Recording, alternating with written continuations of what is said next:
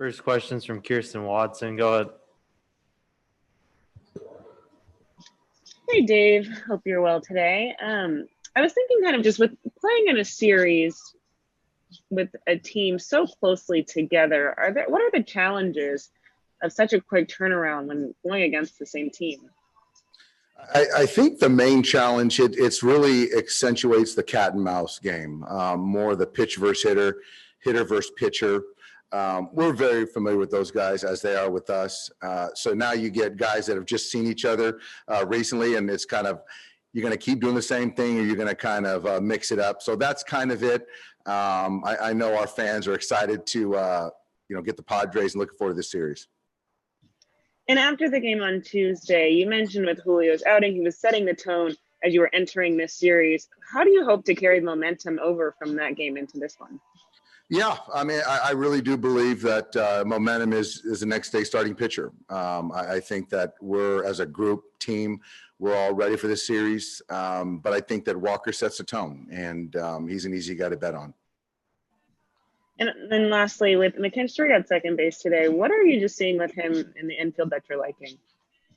I just, there's nothing I don't like. I think that the preparation, the ability to move him around the diamond, the at-bat quality versus left versus right, it's all been good, and he's continuing to learn and grow as a big league ball player, and it's been fun to watch. Thanks, Dave. Yep. Next question's from Dave Vassegh. Go ahead. Hi, Dave. Do you believe that you guys may have a little bit of an advantage after seeing so many of their relievers, especially in that first game last week? Yeah, I do. I think that, you can have familiarity with guys, but certainly the more you see them, certainly, and also with recency, I think it's a benefit to the hitter. Pitchers still have to make pitches. But I do think that, and it works both ways. They saw some of our guys, we saw some of theirs. So now I think the key is for us to, beat the starter, get into their pen, and, try to tax them. I saw you were having eyes on Kenley's bullpen session out there. Can you describe what you've seen from him consistency-wise from where spring training started to what we saw the other day in Seattle? It's been continued to build. I expect to sustain itself. He's been very focused. I think some people have referenced him being angry. I've heard chip on his shoulder, helping the team win. So all those things I think are good, and it's just the consistency of work. And I really excited for Kenley, and it takes a lot of people, and the coaches, specifically the performance coach, has done a really nice job with Kenley. Next question is from Jorge Castillo. Go ahead.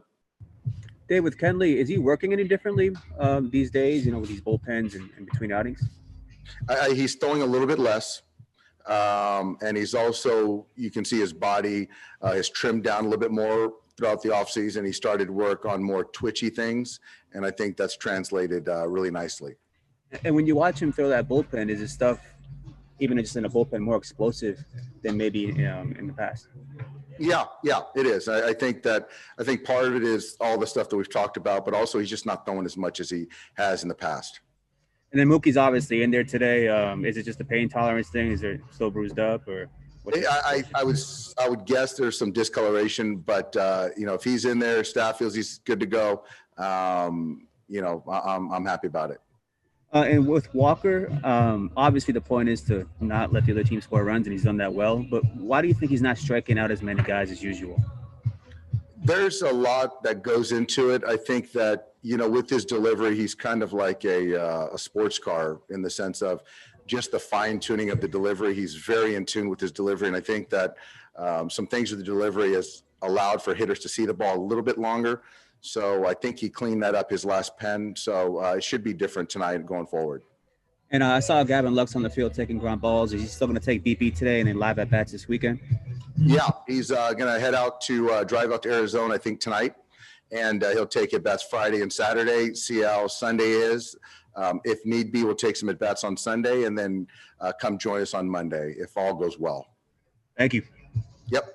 Next question is from Bill Plunkett. Go ahead, Bill.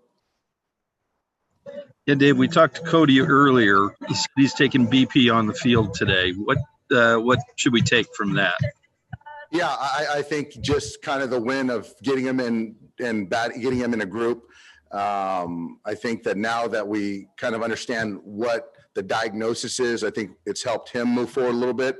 And now each day, I think I've heard that it's been better each day. So just continue to progress. And, where that takes us, I just don't want to put a timeline, but certainly seeing him back in a group is a good thing.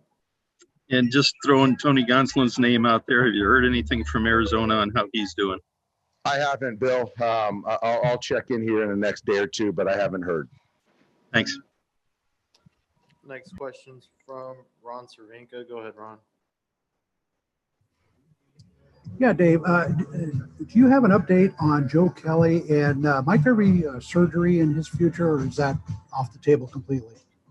Yeah, I don't think that surgery is an option. I think that I'm looking forward to getting Joe back at some point soon.